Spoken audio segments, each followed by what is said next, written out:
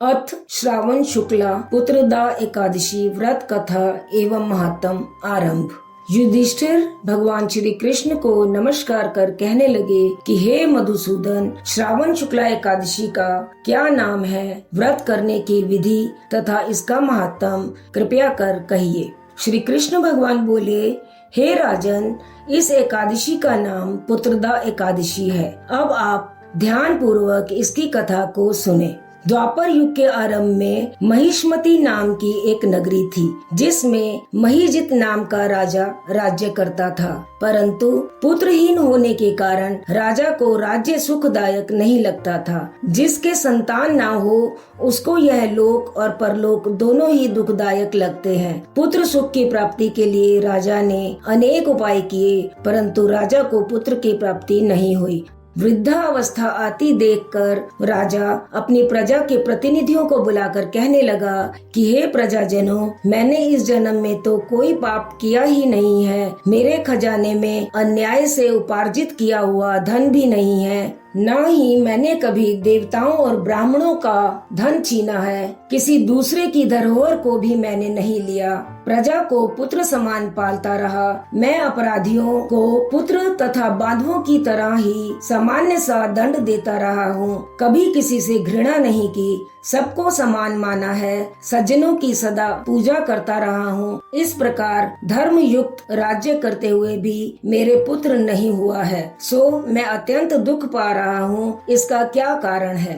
राजा महिजित की इस बात को विचारने के लिए मंत्रीगण तथा प्रजा के प्रतिनिधि वन को गए और बड़े बड़े ऋषियों और मुनियों के दर्शन करते हुए राजा के हित की उत्तम कामना की पूर्ति के लिए किसी श्रेष्ठ तपस्वी मुनि को देखते व ढूंढते रहे।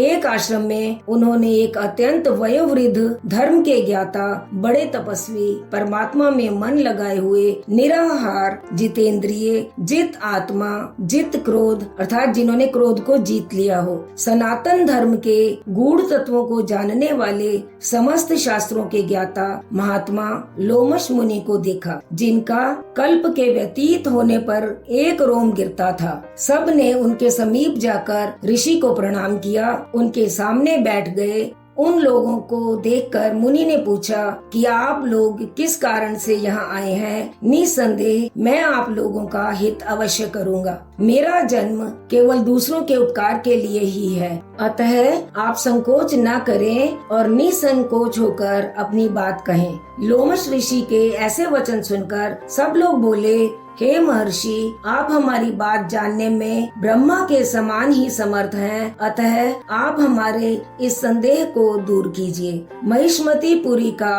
राजा महिजित धर्मात्मा है और प्रजा का पुत्र के समान पालन करता है, परंतु फिर भी वह पुत्रहीन होने के कारण अत्यंत दुखी है। हम लोग उसकी प्रजा हैं, अतः अपने राजा के दुख से हम भी दुखी हैं। आपके दर्शन से हमें पूर्ण विश्वास है कि हमारा यह संकट अवश्य दूर हो जाएगा, क्योंकि महान पुरुषों के दर्शन मात्र से अनेक कष्ट दूर हो जाते हैं। अब आप कृपा करके राजा के पुत्र उत्पन्न होने का कोई उपाय बतलाएं। यह वार्ता सुनकर ऋषि ने थोड़ी देर के लिए अपने नेत्र बंद किए और राजा के पिछले जन्म का वृत्तांत जानकर कहने लगे कि ये राजा पूर्व जन्म में निर्धन वैश्य था। निर्धन होने के कारण इसने अनेक बुरे कर्म किए।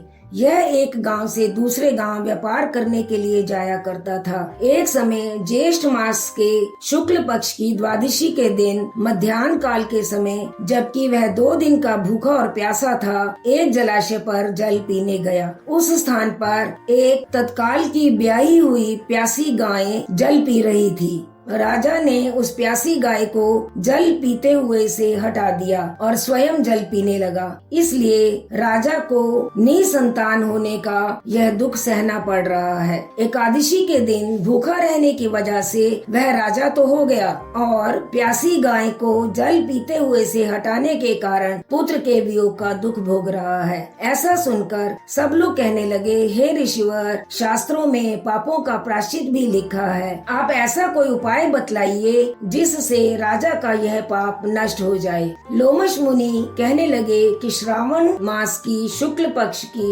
एकादशी को, जिसे पुत्रदा एकादशी भी कहते हैं, तुम सब लोग व्रत करो और रात्रि को जागरण भी करो। इससे राजा का यह पूर्व जन्म का पाप अवश्य नष्ट हो जाएगा, साथ ही राजा को पुत्र की भी प्राप्ति होगी। लोमश ऋषि के ऐसे वचन सुनकर मंत्रियों सहित सारी प्रजा नगर को वापस लौट आई और जब श्रावण शुक्ला एकादशी आई तो लोमश ऋषि की आज्ञा अनुसार राजा सहित सब ने पुत्रदा एकादशी का व्रत और रात्रि जागरण किया। इसके पश्चात द्वादशी के दिन इसके पुण्य का फल राजा को दिया।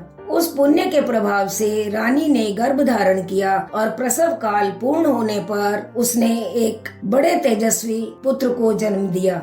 इसलिए हे राजन, इस श्रावण शुक्ला एकादशी का नाम पुत्रदा एकादशी पड़ा। अतः संतान के सुख की इच्छा वाले इस व्रत को अवश्य करें। इसके महात्म को सुनने से मनुष्य सब पापों से मुक्त हो जाता है और इस लोक में संतान का सुख भोगकर परलोक में स्वर्ग को प्राप्त होता है। इति श्री श्रावण शुक्ला पुत्रदा एकादशी व्रत कथा एवं महात्म संपूर्ण। विष्णु भगवान की जय।